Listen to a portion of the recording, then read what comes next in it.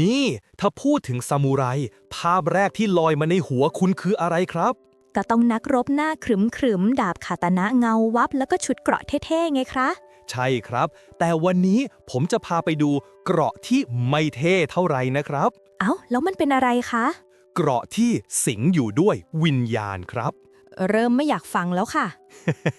ซามูไรสมัยศตวรรษที่ 16 เขาไม่ได้มองเกราะเป็นของใช้ธรรมดานะครับ แต่เป็นเหมือนร่างกายอีกชั้นที่มีอะไรมากกว่าเหล็กกับเชือกถัก เขาเชื่อว่ามีวิญญาณ มีคามิ มีพลังงานจากบรรพบุรุษสถิตอยู่ในนั้น เหมือนตอนใส่เกราะคือใส่ใครบางคนไปด้วยใช่ไหมคะ ใช่เลยครับ และนี่แหละที่ทำให้เกิดเรื่องลึกลับมากมาย หนึ่งในนั้นคือเรื่องที่คนญี่ปุ่นยังพูดถึงจนทุกวันนี้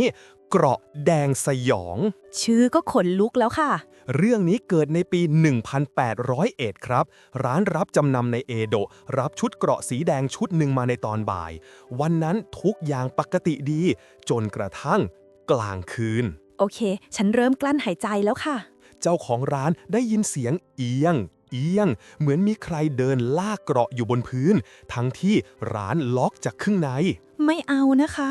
พอเขาหันไปก็เห็นเงาชายคนหนึ่งใส่เกราะยืนอยู่มุมห้อง ไม่ขยับไม่พูด แต่จ้องเขาอยู่เหมือนรออะไรสักอย่าง โอ้ยขนแขนตั้งค่ะ เช้าวันต่อมาเขารีบไปหาพระ แต่พระไม่ได้มาพบเขาตอนกลางวันนะครับ พระมาในความฝัน บอกให้เอาเกราะไปฝังที่วัดไคเซนโคจิ พร้อมสวดส่งวิญญาณ แล้วผลล่ะคะ หลังทำพิธีทุกอย่างเงียบสนิทไม่มีเสียงประหลาดอีกเลย นี่คือเหตุผลที่ฉันไม่รับของมือสองค่ะ แต่เรื่องนี้มันไม่ได้จบแค่ผีเดินนะครับ มันโยงเข้ากับความเชื่อแบบญี่ปุ่นมากๆ อย่างซึคุโมกามิที่ว่าของเก่าอายุมากกว่า100 ปี สามารถงอกจิตวิญญาณเป็นของตัวเองขึ้นมาได้ คือถ้าการละกรรมถึงของก็มีชีวิตขึ้นมาเอง ใช่ครับ แล้วคิดดู เกราะซามูไรบางชุด ผ่านศึกมาเป็น100 ปี ผ่านเลือด ผ่านเจ้าของหลายรุ่น ความทรงจำทั้งหมด มันถูกเก็บอยู่ข้างใน พูดจริงๆนะคะ ต่อให้ไม่เป็นผี ฉันก็รู้สึกว่ามันมีอะไรอยู่ในนั้นจริง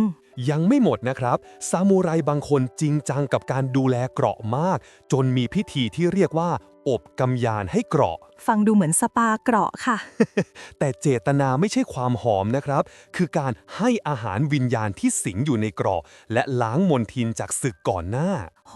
คือเขาปฏิบัติกับเกราะเหมือนมีชีวิตจริง ใช่ครับ มันลึกกว่านั้นอีก เช่น บนหมวกเกราะจะมีรูเล็กๆ กลมๆ ที่เรียกว่าเทเฮนโนอาน่าเขาเชื่อว่านั่นคือบัลลังก์ของเทพสงครามฮาชิมัน เทพจะเสด็จลงผ่านรูนั้นมาให้พลังนักรบ ๆ ฉันขอไม่แตะหมวกซามูไรตลอดชีวิตเลยค่ะ กลัวลบหลู่เทพ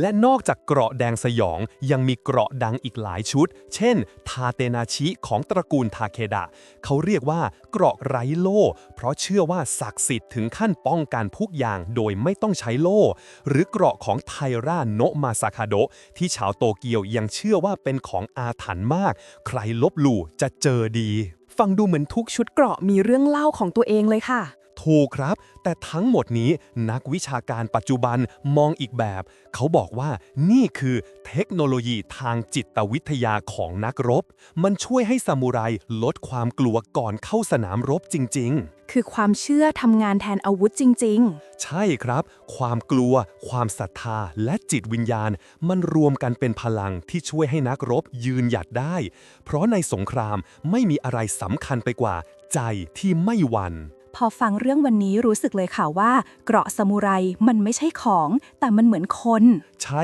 ครับ บางทีตอนคุณไปพิพิธภัณฑ์แล้วเห็นชุดเกราะตั้งนิ่งๆอยู่ ลองสังเกตดีๆนะครับ สังเกตอะไรคะ เผื่อคุณจะรู้สึกว่ามีดวงตาของใครบางคนมองกลับมา หยุดเลยค่ะ คืนนี้ขอเปิดไฟนอนนะคะ ถ้าคุณชอบเรื่องราวสนุกๆ ได้สาระ เปิดมุมมองใหม่แบบนี้ อย่าลืมกดไลค์ กดแชร์ และกดติดตาม Zero to Know ไว้เลยนะครับ แล้วเจอกันใหม่ตอนหน้าค่ะ กับเรื่องเล่าที่สนุกกว่าที่คิดครับ จากศูนย์สู่รู้สนุกทุกคลิป